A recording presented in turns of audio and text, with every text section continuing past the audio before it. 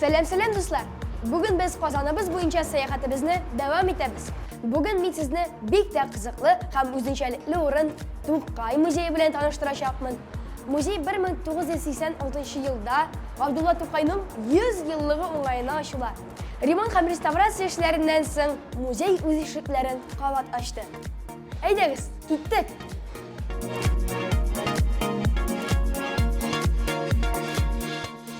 Do'stlar, muzeyda o'zgan restavratsiyalar ham remont ishlaridan so'ng mana bunday qiziqli interaktiv taqtalar borliqqa keladi.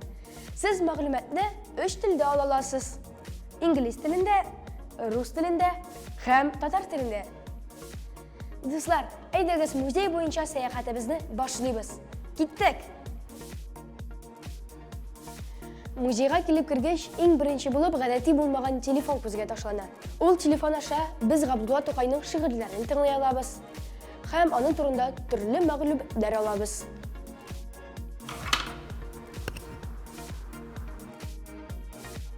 Muzeyning birinchi qavatida bolalar uchun interaktiv o'yin bo'lmasi, ko'rgazmalar zali ham adabiy salon o'rnashgan. Birida turli tematik kishilar ham tanilgan shaxslar bilan uchrashuvlar uyushtiriladi. Hozir ekspozitsiya bilan tanishib ketish uchun yuqori qatga ko'tarilamiz. Ikkinchi qatga mingach bizni To'qay yuzaga qarshi oladi. Do'stlar, qorog'i zalimida ko'pmi kitob. Bizdan ayirmali bo'laroq u kichkinadan kitob o'qirga yaratgan. U Qulg'ali, Qayum Nasiri, Lermontov, Pushkin, Shekspir, Bayron ijodi bilan qiziqsina. Pushkin ila Lermontovdan o'rnak olam degan yo'llari da bor bitaning. Lekin bizni eng jalb etuvchi aybir u interaktiv globus. Bu globusga qarab biz To'qay ismi bilan bog'li o'rinlar bilan tanisha olamiz. Kompyuterlar aşağı To'qay saytına kirishga ham shoir turida ko'proq ma'lumot olishga bo'ladi.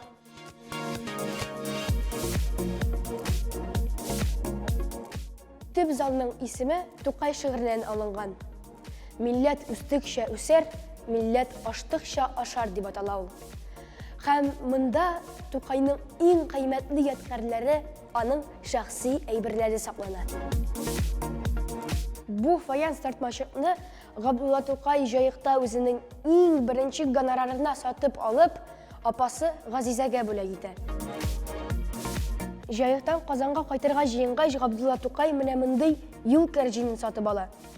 Sulgi, tubatay, kulmak qoptirg'ichlarning shaxsiy aybirlaridan. Peterburgga borgach, Abdulla To'qay o'z-o'zina bo'lak yasaydi. U mana shu shahar ko'rinishlari tushirilgan karandash savutini sotib oladi. Amina bu qora savutin ona Peterburg maktabi o'quvchilari bo'lagida. Bu zalda kichkina o'qishga qarab, oning bola shog'in ko'z oldiga keltirgan. Joyiqdagi ham Qozondagi turmushi, ijodi bilan tanishirga mumkin.